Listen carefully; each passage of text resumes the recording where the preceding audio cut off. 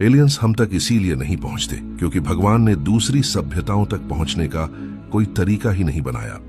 आपको लगता होगा कि वो एडवांस होंगे और लाइट स्पीड से हम तक पहुंच सकते हैं, लेकिन नहीं, कोई भी सभ्यता लाइट स्पीड से सफर कर ही नहीं पाएगी, क्योंकि लाइट स्पीड से सिर्फ वही सफर कर पाएगा जिसका मास बिल्कुल ही जीरो हो। मास यानी एक तरह से उसका वजन जो पूरी तरह जीरो होना चाहिए। जैसे रोशनी की किरणें तो आपने देखी ही होंगी, उनका मास बिल्कुल ही जीरो होता है।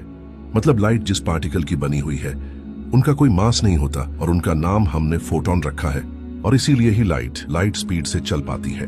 लेकिन ब्रह्मांड में मौजूद जीवन एटम्स से मिलकर बना है जिनका मास होता है, जिससे कोई भी जीवन लाइट स्पीड से अपने से दूर दूसरे जीवन तक नहीं पहुंच सकता।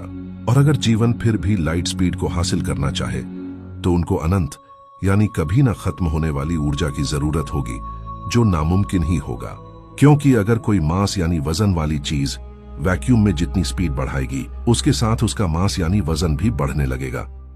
यह ब्रह्मांड का नियम है। वैक्यूम में जो भी वजन वाली चीज जितनी स्पीड बढ़ाएगी उससे 2 गुना ज्यादा उसका मास यानी वजन बढ़ेगा, और एक बाद उसका मास अनंत हो जाएगा।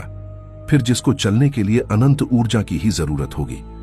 अनंत ऊर्जा साथ रखना नामुमकिन है। वर्म होल से सफर क्यों नहीं, ये अगली वीडियो में समझेंगे।